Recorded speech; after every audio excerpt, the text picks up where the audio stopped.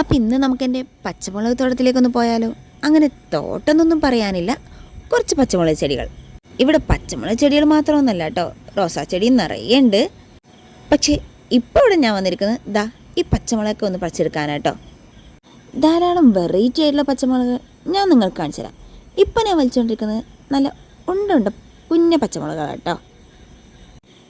കണ്ടില്ലേ, ഇതുപോലെ ഉരുണ്ട് കിടക്കുന്ന ചെറിയ ചെറിയ പച്ചമുളകുകൾ.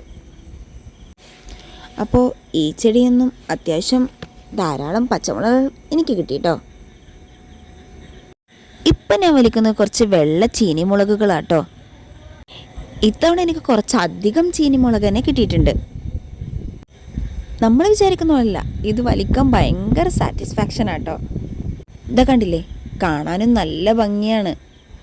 പക്ഷേ വായിലോട്ട് മാത്രം ഇടാൻ പറ്റില്ല, ഭയങ്കര എരിവാട്ടോ.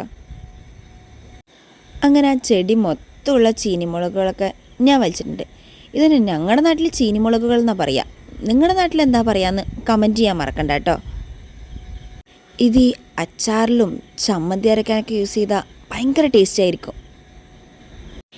ഈ ഭയങ്കര ടേസ്റ്റാണെന്ന് പറയുന്നതിനോടൊപ്പം തന്നെ ഒരു കാര്യം കൂടെ പറയാം കേട്ടോ.